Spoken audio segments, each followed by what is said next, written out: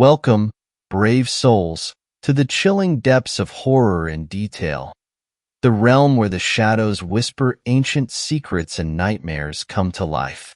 I am your guide through the darkness, and on this channel, we delve into the spine-chilling world of Wendigo horror stories that will send shivers down your spine. First story, Wisconsin Wolfman. I have now summed it up below with better thought-out information. I believe some parts are more accurate. Sighting was roughly at these coordinates, 45.983538, minus 92.359649, SE of our cabin. I think I wrote the first story when I was kinda dazed and accidentally gave a wrong direction. I'm fairly certain I may have seen a cryptid in NW, Wisconsin. Very wolf-like, and it definitely was not a bear. As well as I'm pretty sure wolves don't run upright. So I was 16 or 17, it was midsummer. We were at our cabin in NW, Wisconsin. I was with my cousin and grandparents for the weekend. I brought my airsoft gear. So me and my cousin are in mid-airsoft battle, and I took it more seriously than him. I was decked out in full BDU woodland camo, including the shamrock. I retreated into the forest for better tactical advantage. So the way our land was set up is there is a trail that cuts around the border of the almost acre of owned forest. Our skirmish took us about 200 meters into the woods going up the right trail. So I'm a huge outdoorsman. I was introduced to hunting and survival training as well as firearms at a young age. I also had been practicing MMA for a few years at that point. The point is I'm not easily scared, and I'm comfortable in the wild. Now I'm 25 and now I have even more training. I respect the wild a lot more now. I was cocky back then. Anyway, here is where things get strange. Our battle had ended and we were standing at the edge of a slightly clearer area of forest and just talking. On the other side of the clearing is a hill that goes down to a small pond. Animals are a common sight around there as it's a watering hole. Now, as any experienced outdoorsman will know, most small animals will go about their business even when humans are around. Birds will still chirp and whatnot, but when a big predator is around, the forest goes dead quiet.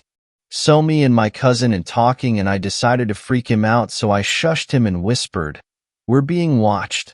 He got quiet. Then I realized that it was dead quiet. Not even birds chirping anymore. Then I got that feeling. You know when you feel like you are being watched, and when you feel it, you are. I went into hunter mode at this point and started scanning the clearing. I went from right to left, then back. On the second look through, I saw it. Its teeth are what gave it away as they contrasted with the background. Once I focused on it, I noticed a canid appearance in the head. It had dark reddish-brown hair/fur. Where it gets even stranger is it was leaning on a tree and had its front left arm gripping the tree. It appeared to have claws, and it was panting and staring in our direction, with its ears up listening, while kneeling or crouching. I recognized it as a threat, as a predator immediately. Now this all happened in the span of maybe 10 seconds before I said to my cousin, "We have to go." And he was a faster runner than me. When I said that I was still watching the animal, my cousin took off when he ran. The animal raised up and ran towards us and took a good 3 steps on 2 legs before I started to run. As I was turning to run, it appeared to have possibly been going to all 4s. I got to the fork in the trail to find my cousin waiting. I yelled, "Go, go, go, go, go." And we ran back to the cabin. While running out, I could hear it crashing through the woods behind me, but it didn't follow beyond the tree line. At the time, I thought it had the intention to do harm, but now that I look back on it, I think it was just being either territorial or it was a bluff charge, because most animals can easily outrun humans on foot. If it really wanted one of us, it would have got us. I have tried to explain it away as being a bear or a big wolf, but what I saw just does not add up, and being a known animal, I'm still stumped by it. I was recently added to a group of people who have had sightings with similar sightings. They say mine falls in line with other sightings. They believe it to be a dogman, which I think is the cheesiest name they could have chosen. But I admit that what I saw is very similar, if not the same, as what others have claimed to see. I have different theories regarding the creature, though. I am normally very skeptical. However, I know that what I saw was not normal, and I am less skeptical than I used to be now. I wrote up this encounter before. In the past write-up, I was unclear with some details. Here is the old one. I am still nervous about the forests. I don't go into the woods alone or unarmed anymore. I'm not scared of any man, but I certainly don't want to see anything that looks like a werewolf again. By the way, all of this happened in broad daylight if it wasn't clear. I will answer questions to clarify things. Second story. I saw a big black wolf with red eyes. As the title states, I saw a big black wolf with glowing red eyes in the middle of the afternoon when I was younger. I was outside of my grandmother's house playing. I ran around to the front yard, and on the right side of the house I saw this creature. It just stood there and didn't move at all. Being young, it terrified me, and I ran away.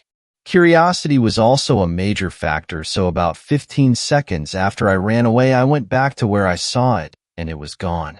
She had a fenced-in backyard, and where it was standing I would have seen it leave the property.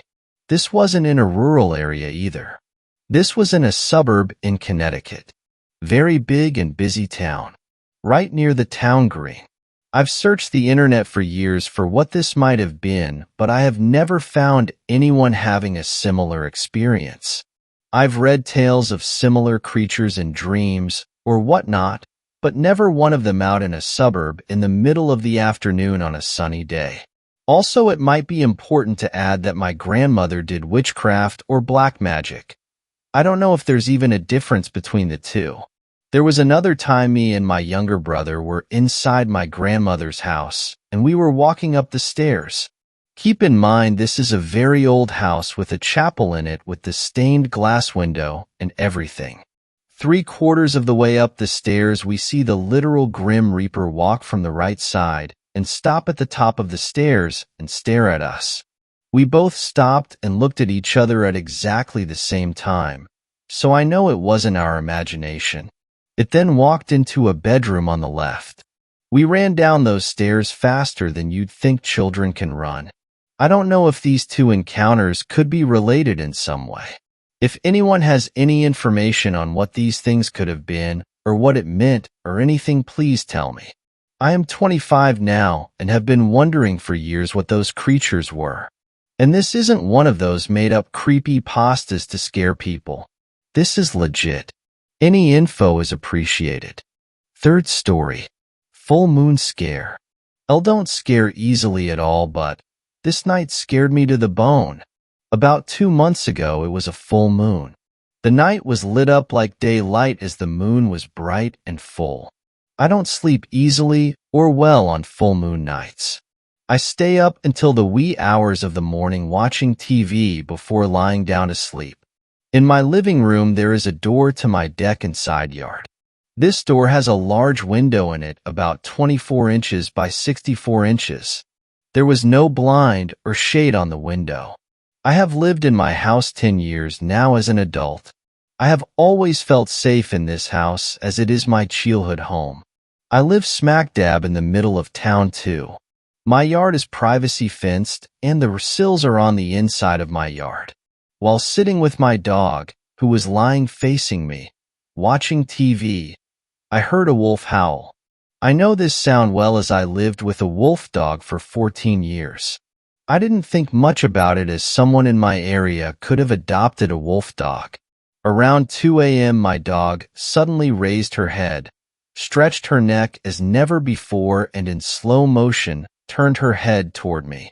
The total look of fright on her face shocked me. I leaned forward to look at the door, and I saw yellow wolf eyes looking at me through the window.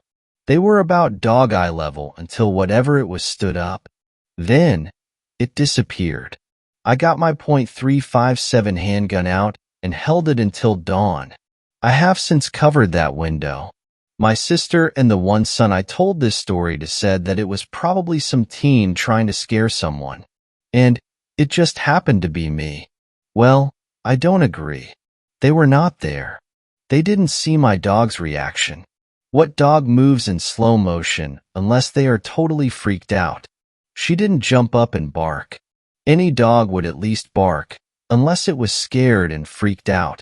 Just because we live in town doesn't mean strange occurrences can't happen.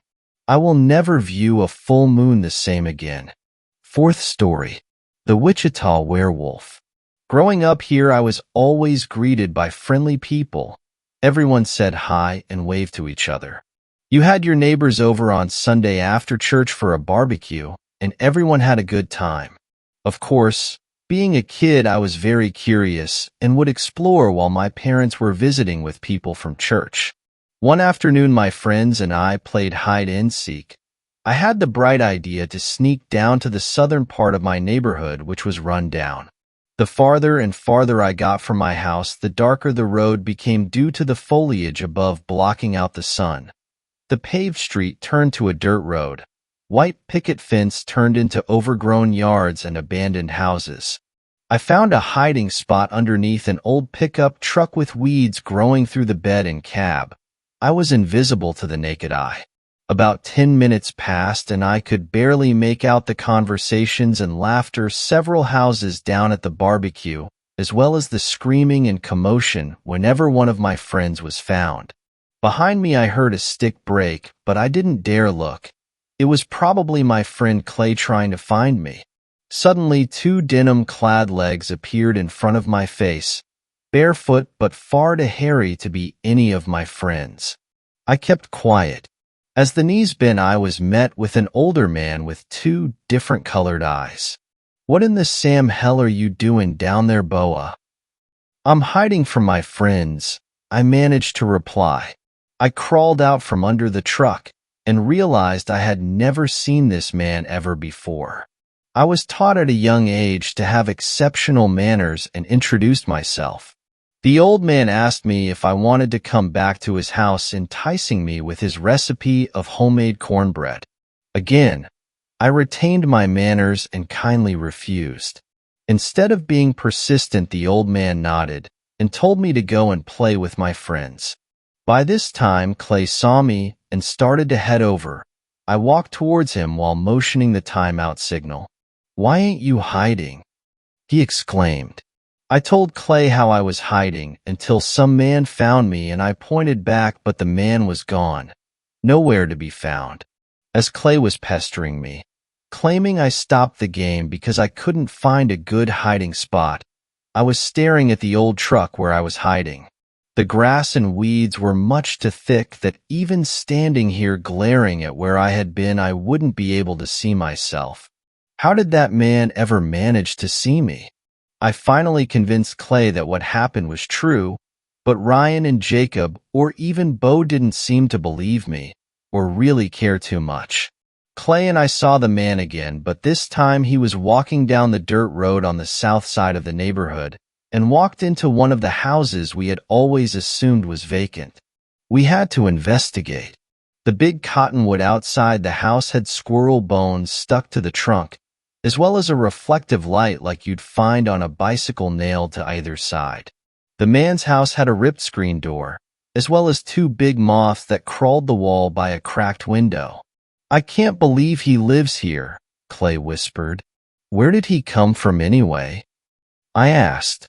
We turned around facing the dirt road.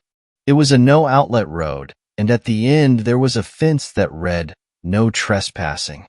Of course, two kids, we trespassed. As we climbed over the fence, a chill ran down my spine.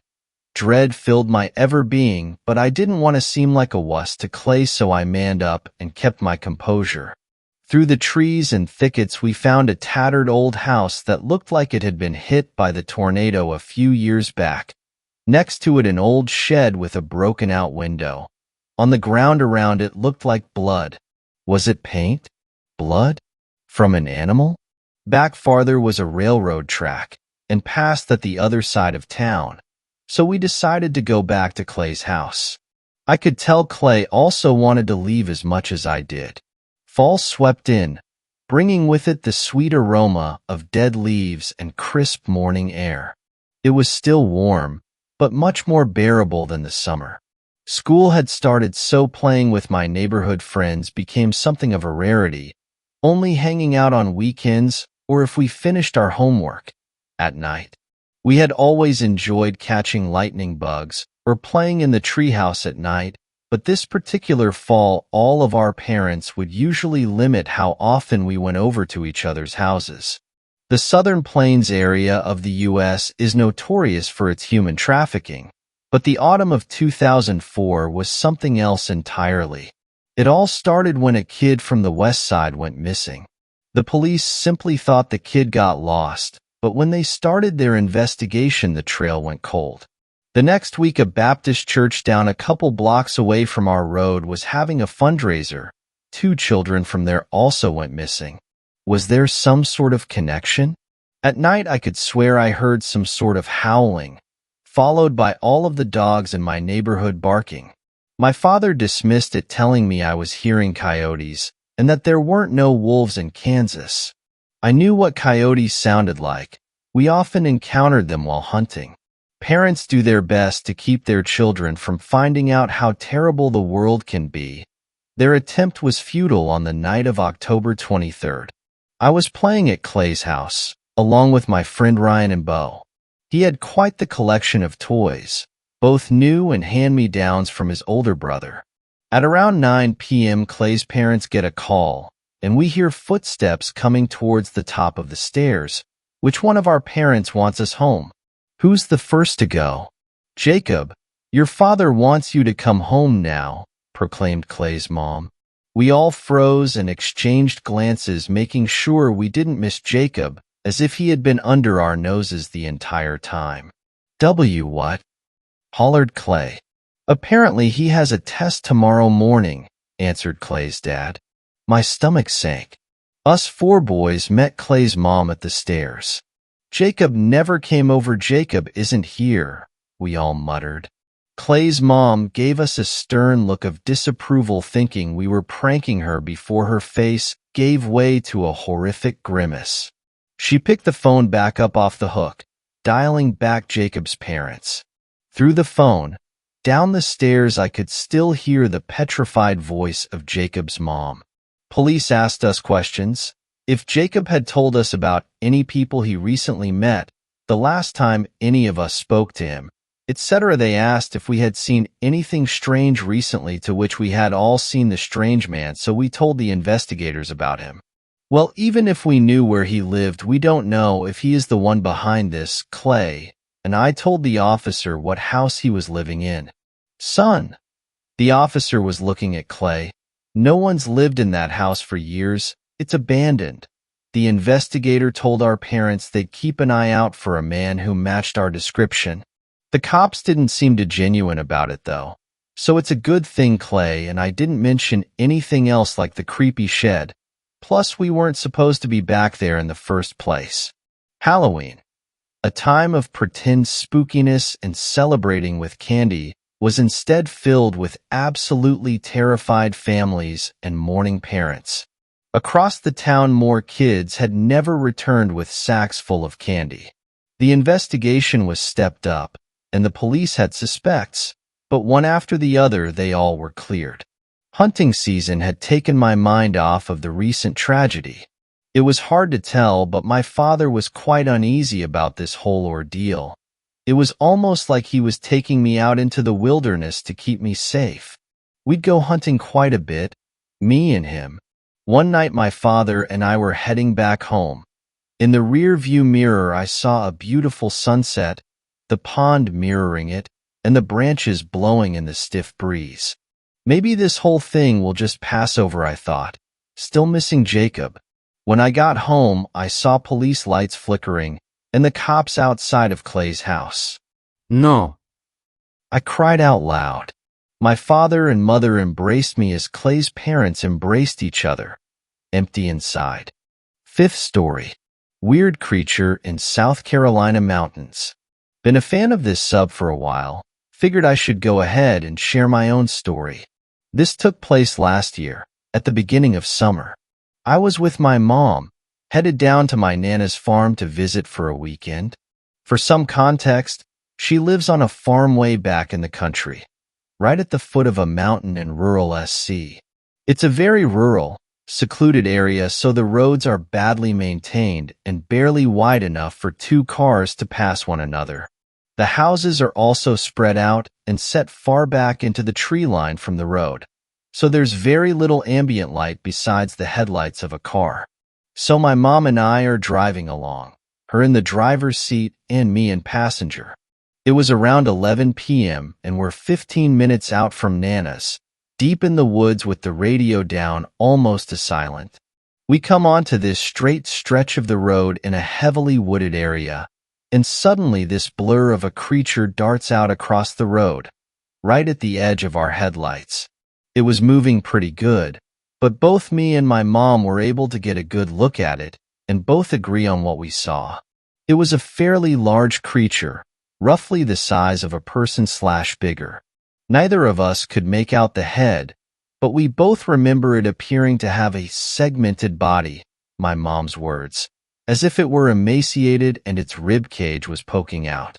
The reflection of light made it hard for me to tell color, but my mom said she remembered it to be dark and she didn't see fur/hair.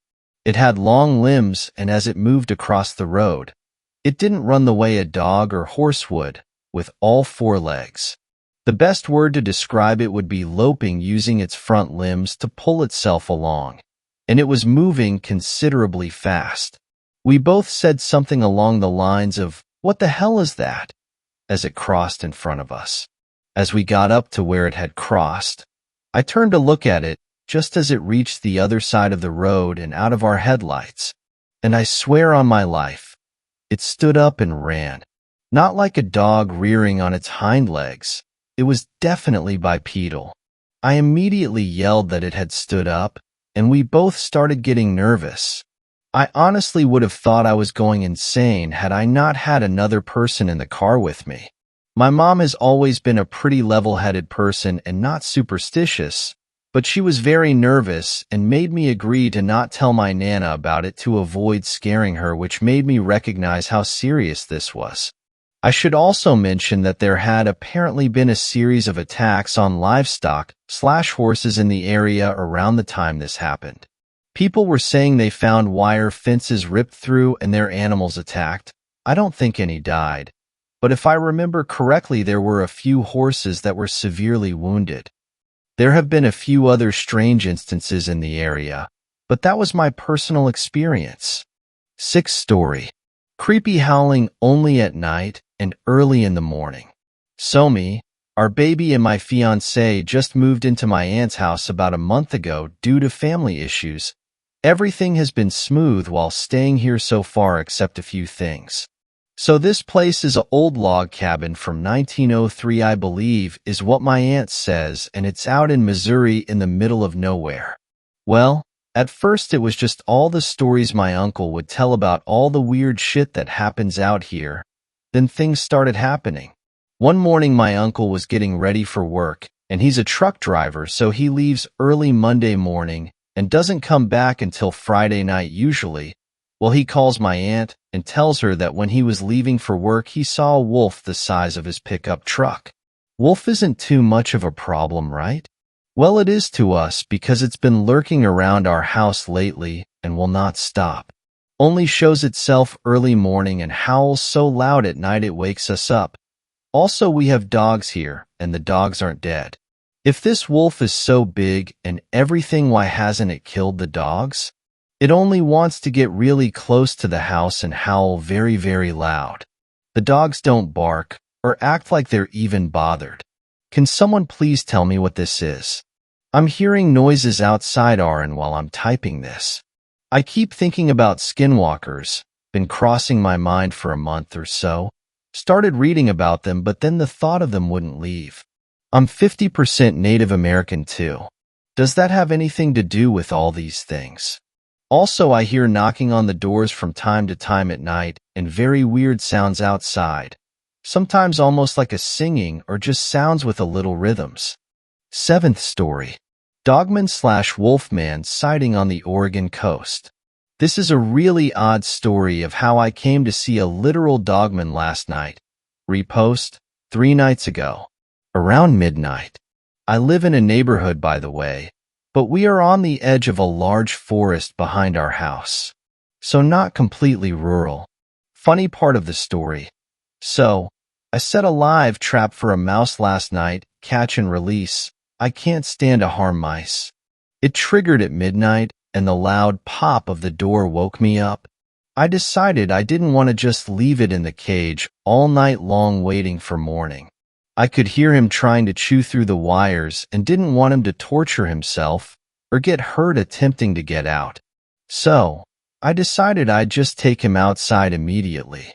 Instead of releasing mice in the yard by my house, I always go about 3 miles away into a forested area. I'm not cruel enough to just release him by someone else's house, thus causing them a mouse problem.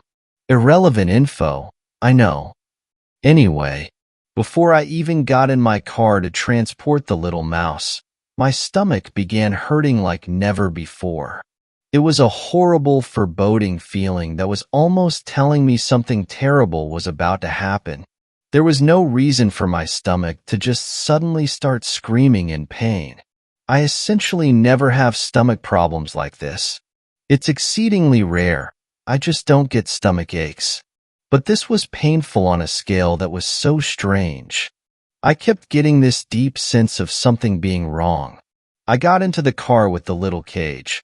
Going down the street, it was literally only 1 block away from my home that I instantly slowed on the brakes because of something enormous at the side of the road. At first I thought, well, that's got to be the tallest dog I've ever seen. Its silhouette was blacker than the night. As I slowed my car from maybe 20 miles per hour to 10 miles per hour, it suddenly came out into the streetlight and walked across the street in front of my car. It wasn't running, but it wasn't going slow either. I suddenly realized it was no ordinary dog, but I knew it wasn't a bear either because it didn't have much of a belly. This was 3 to 4 times the size of a wolf, and so I can confirm it was not a wolf. What I saw looked like a humanoid literally hunched over on all fours, back erect in a hunch, moving with pace across the road. The head was distinctly wolf-like and enormous. Literally looked like a giant wolf head. The being had jet black fur, as black as hair can get. The legs were lanky. My brain literally froze. Instantly I began rationalizing, but it was fairly impossible to rationalize what I had just seen. The closest thing I can compare this to would be the werewolf from Harry Potter that Professor Lupin turns into. Link there. All I can think of is, how did they know? That's nearly identical to what this thing looks like as it's hunched over and walking on all fours. It's horrifying. It was literally quite accurate to looking like that exact CGI rendering. On all fours, its backside probably about 4 to 4.5 feet in height. The head higher, easily reaching 5 feet. Again, there was no way this was a bear or other regular beast we're familiar with as humans. There was nothing familiar about it. To anyone who might say, maybe it was just a really large dog that was sick and hunched. Definitely no. It was bigger than the largest dog breeds I've ever seen. To be over 4 feet in height, at the back, not the head, while hunched over. Definitely not a regular dog. Impossible to be a bear as none are this skinny. The humanoid aspect of it could not be denied. You could tell that if it wanted to, it could have easily stood up on 2 legs. What's more insane is that I could feel its energy. The energy was dark, oppressive, and really just a sense of danger swept over me. It had a very otherworldly energy about it. To continue, I slowly continued driving and quickly stared over to the left side of the road as I was passing to see where it had gone. I was able to see its silhouette by a bush, looking back at me, watching me pass. I didn't want to stop. I was scared. I went on with my mission to release the mouse, but I can tell you this. When I got home, I ran into my garage and shut that garage door as quickly as possible. I was panicked, truly terrified. When you know what you saw, you know what you saw, they always say. I also know my mind didn't just fill in blanks or hallucinate this. Last night, I looked up stories of dogmen only to find people's descriptions/drawings were fairly identical to what I had witnessed. What are the odds of that? Now I am convinced it is real. I never thought in my wildest dreams I'd see something like this. Does anyone know how common Oregon sightings are? And has anyone ever heard of an Oregon coast sighting? I'm also curious if anyone else has ever heard of literally getting sick to your stomach or not feeling well just before the encounter. Eighth story. A visit in my dreams from a werewolf. I know the title sounds ridiculous. I'm Native American, and this is something that I've been digging through in my spare time over the past couple of weeks. So a couple of weeks ago, over the span of a few days, I was having really vivid fever-type dreams. In these dreams, I was seeing a red sky, and I was being approached by a large black wolf. It wasn't frightening by any means, but there was definitely a level of intimidation. My dream would always end when the wolf would pounce at me, and I would wake up. In the hours passing when I would wake up, I'd feel a burning sensation around where my bra clasps. No markings or anything was visible, but it would be really red. Almost felt like someone had slapped me on the back. I told my dad about the dream, and he said I was visited by my uncle, and he had a tendency to pop in from time to time. I had never met him, as my father's side of the family is spread apart, and not everyone is on the best of terms. The stories of my uncle were pretty interesting. He was a recluse for a lot of his life, only socializing at the bar, or with whoever he was doing odd jobs for. He lived in a small shack near the marsh and kept to himself for the most part. But according to my dad, he was very protective of the kids in our tribe and in our family. As one story goes, he would spend some of his nights running through the marsh and would show up around sunrise without his clothes. Another story goes that one of my older cousins had run from his house screaming, claiming that he looked horrifying. A bartender from their younger days also relayed stories about him running away from her when the moon came out, claiming that he didn't want to hurt her, or to have her see him in whatever state that he was in. I had never met him. He died shortly before I was born 23 years ago. The story is intriguing though, and werewolf lore aside, I do believe that he visited me in a dream. Hard to believe, I know, so feel free to be skeptical. Still, I'm more intrigued in digging into the family history a little more. Ninth story. The Georgia werewolf, unexplained to this day. One of the more curious paranormal incidents in Georgia is the Georgia werewolf Emily Isabella Burt. Apparently, Ms. Burt was a resident of Talbot County, a rural county in southwest Georgia between Macon and Columbus. The Burt family, a wealthy and prominent family in the Talbot County community, had several children. Of all of her children, it appears that Emily Isabella was the one with the most problems. For one, she had inherited a lot of physical traits from her father, including dark hair and bushy eyebrows. However, she was said to have had sharp, white canine teeth that made her smile quite disturbing. In one report, Roberts claims that Emily Isabella's mother took her to a local dentist to see if the teeth could be altered in any way. He could do nothing for her. Soon afterwards, she fell ill and suffered from restless nights. Emily is said to have strangely wandered the county during her restless nights. Legend has it that the beau of one of Emily Isabella's sisters, a William Gorman, reported to the Burts that something was killing his sheep. Fearful that this may soon be happening to her animals, Mrs. Mildred Burt became quite concerned. On ensuing visits, Gorman would recount stories about more sheep killings, and that some of his cattle were killed as well. He was concerned about the killings and decided to take action. He reported that he was going to be putting together what amounted to a posse. Their intentions were to shoot and kill whatever beast was doing the damage. Emily Isabella was unusually interested in what was going on and what events had transgressed in the hunt for this animal. On the night of the big hunt, Mildred Burt, who also had inherited more than a few guns and was a great markswoman, went out with her pistol. She apparently suspected that Emily Isabella was somehow involved with the killings, and she wanted to be prepared for anything. As she was near the area, an animal lunged for her and she fired. It ran away.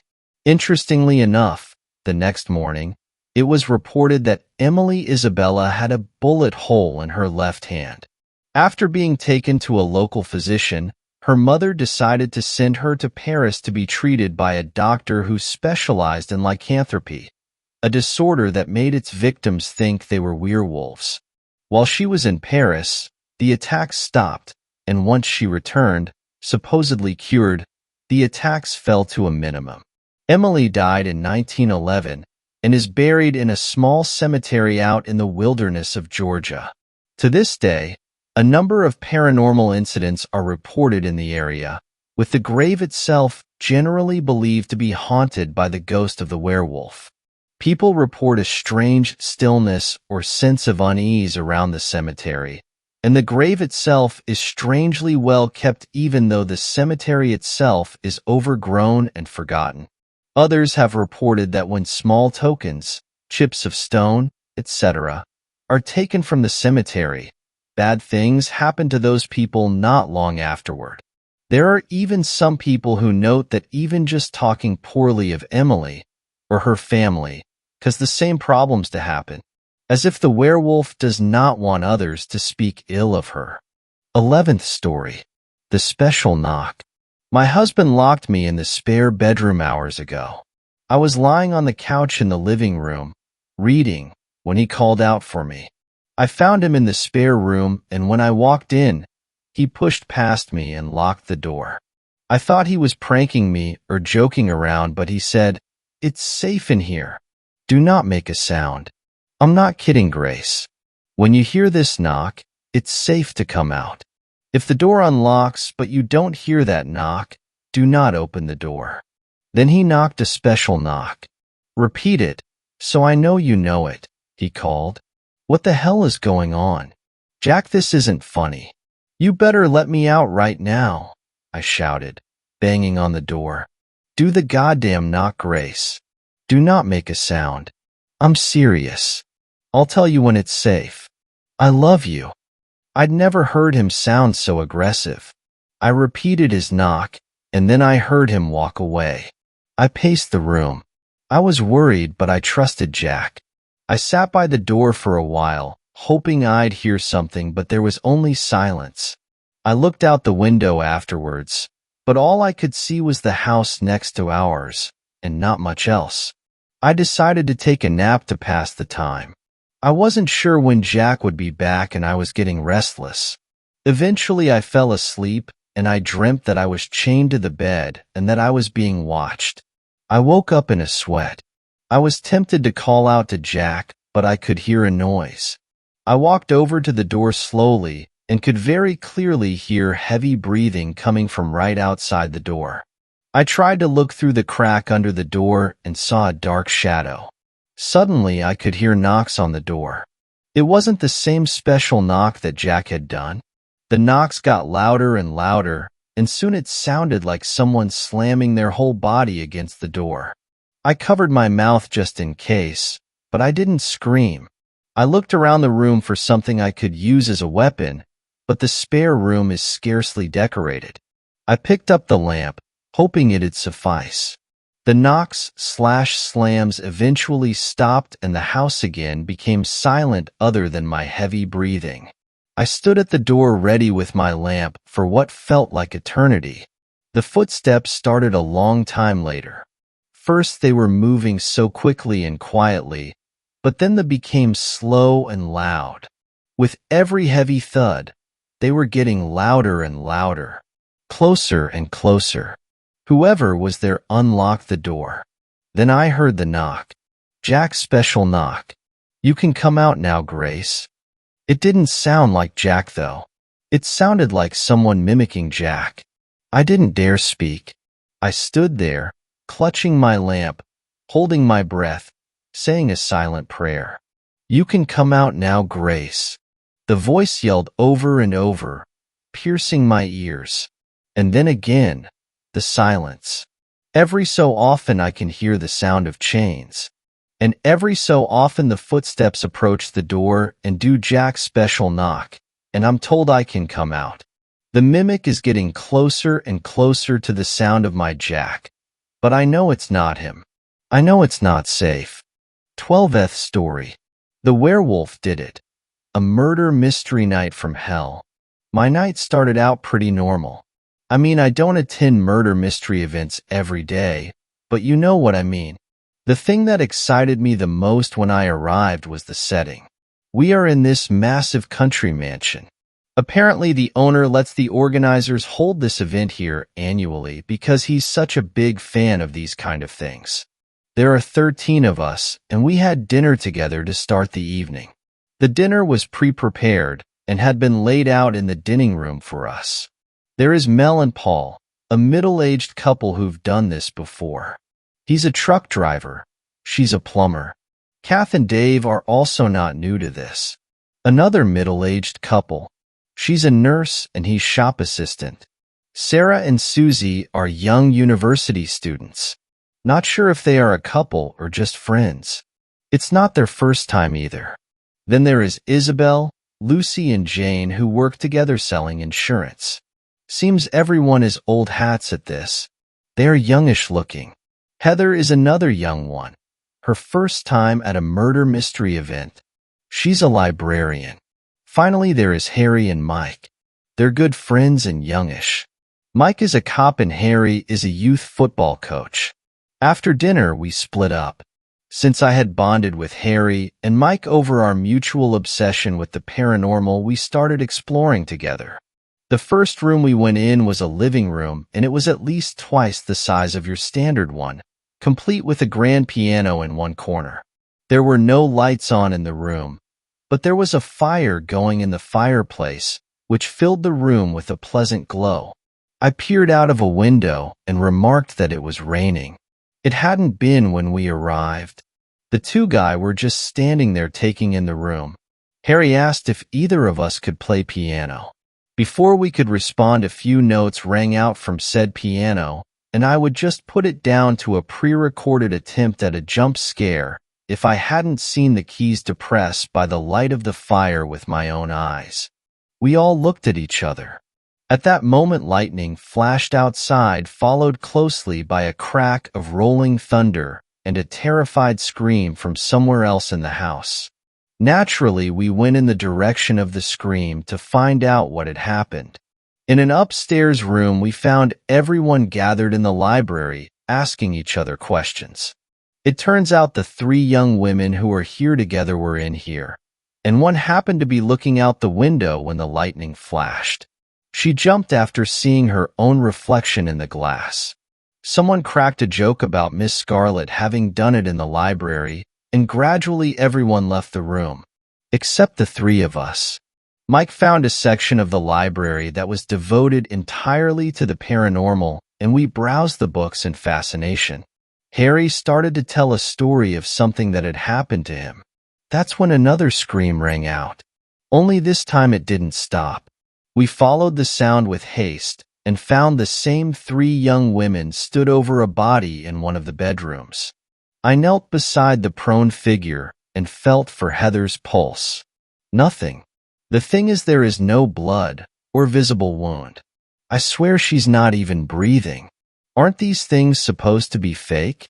Her face is fixed in a look of terror like I've never seen, her eyes bulging and her mouth locked in a silent scream. I'm not surprised the girls are so freaked out. The girls reckon they just walked in and found her like that. They don't know what happened. It turns out nobody was in here with her. At least that's what they all say. There is a new tension in the air, and we start to look at each other a little differently. I notice not everyone has come to investigate either, and guess they figure it's another false alarm. Mike questions everyone thoroughly. You can totally tell he's a cop. Harry tries to reassure the girls. One of the couples joins me in hunting for clues. I mean, I don't know how this works. It's my first time after all, but I gather there is supposed to be at least one clue, right? The humongous painting on one wall catches my eye, and I take a closer look. It looks like the sort of thing you see in movies, sometimes where there might be a hidden room or passageway behind it. A gentle tug on the edge of the frame reveals that the painting is in fact hinged like a door, and it's already open a crack. I peer into the gloom and quickly regret it as there is a pair of red eyes staring back at me. Whatever it is lets out a soft, low growl before turning tail. With a gasp, I shut the door and lean my back against the painting, fear accelerating my heartbeat. Oh my God, what the heck was that? Nobody seems to notice anything is wrong. Taking a breath, I regain my composure and decide not to mention it to anyone. The trio of girls decide to head downstairs and get a stiff drink. No clues of any substance are found in this room. I mean, by the looks of it, she died of fright, so it's not a traditional Cluedo weapon we're looking for. Once we're alone again, I inform Mike and Harry of what I saw.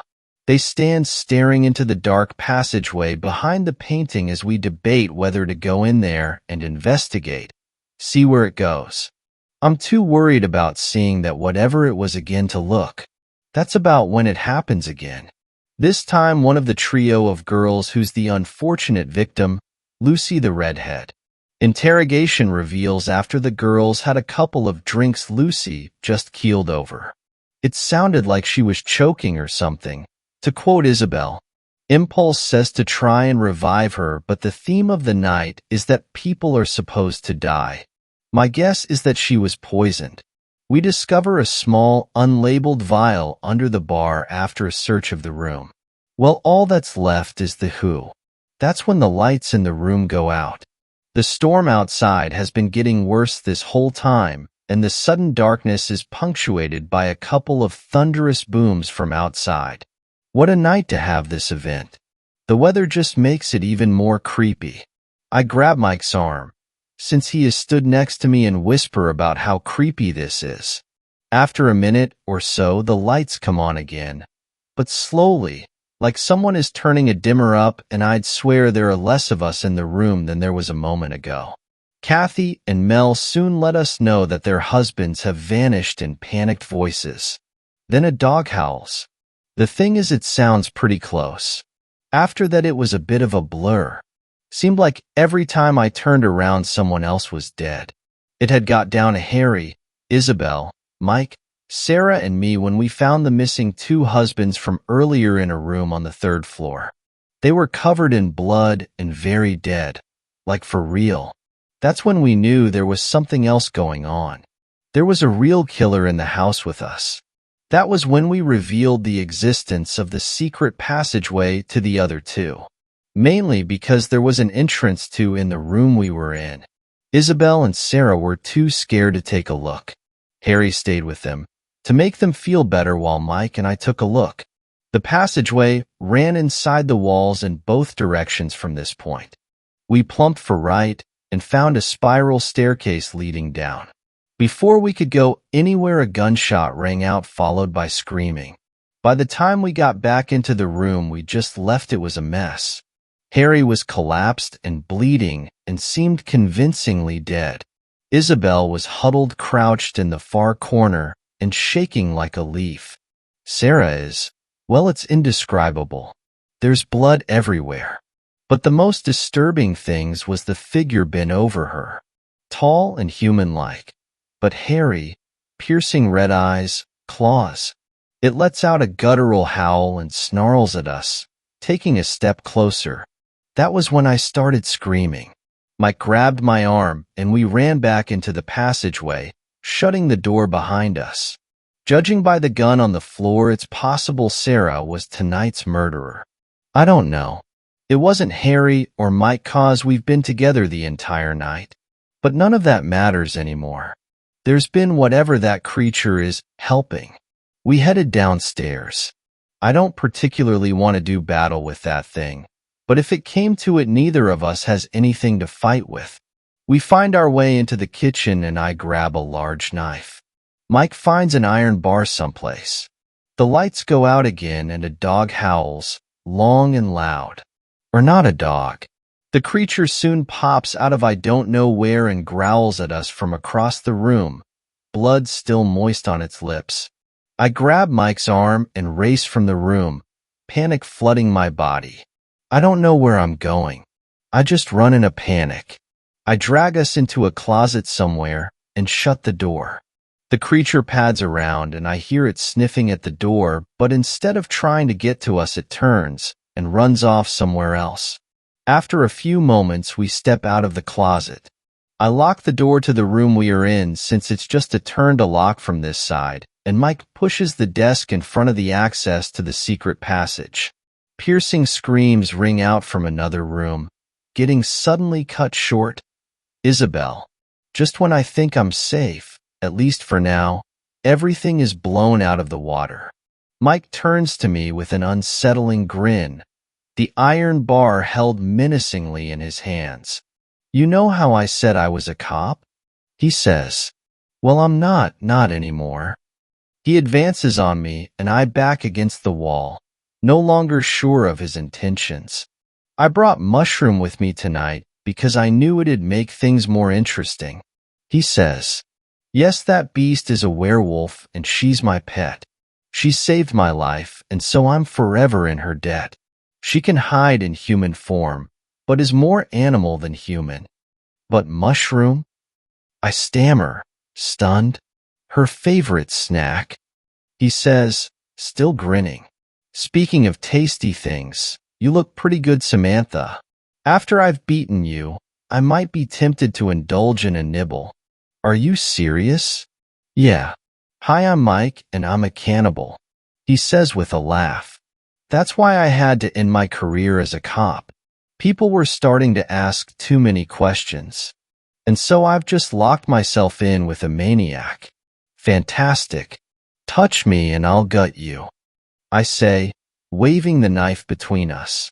He doesn't look worried by this. Cop. He indicates towards himself. I can disarm and take you down easy. I stare over his shoulder for a sustained amount of time until my ruse works and he looks back. Then I drive the knife into his chest and run for the door. He cries out in pain and swears at me as I unlock the door and bolt from the room. He catches my shoulder with a swing of the bar before I'm fully out, but I battle through the pain. With Mike hot on my heels, I run blindly through the corridors praying for a miracle. He's faster than me, even with the stab wound, and gets close enough to batter me over the head a couple of times with the iron bar. At one point, the beast appears up ahead. No. I cry out, the pain from my shoulder making it come out as a growl and masking my fear. The werewolf cocks her head to one side like a dog and stares at me. Surprisingly, she then makes her way past me. I look back when I reach the corner, and she is worrying his wound. Looks like she's the miracle I was praying for in disguise. She's distracted him. I slipped away and concealed myself in an attic room behind a locked door. That's where I am now. The storm is still raging outside, and I know it's only a matter of time before they track me down. I don't think I sunk the knife in very deep, so I'm sure he will still have the strength to finish me off if he finds me. I've already got a splitting headache, and I think I'm bleeding too. My shoulder where he whacked me is swollen up massively and is really painful. We've been locked in the house, so I'd need to break a window or something to get out, but I don't know if I can. I feel defeated. I have just one chance, my only hope of getting out of this alive. There is a part of myself I've been hiding, and it's been buried for a long time. I never really fully accepted it. Denial kept me normal, but I can feel the hunger brewing deep inside. Taking a deep breath to try and settle my panic, all I can smell is blood, two kinds. He's nearby. My senses are strong, and the more I focus on this part of myself, the more I feel my strength growing. The vampire in me somehow draws strength from my weakness. It's time to end this. I unlock the door and step out of the room, and there he is. A slow smile stretches my lips. While we're confessing secrets, I have one of my own. I say, "Come closer, my dear. I won't bite." Thanks a lot for watching the video till the end. Subscribe to our channel Horror in Detail. Drop your opinions/suggestions in the comments section and like the video as it helps with the YouTube algorithm.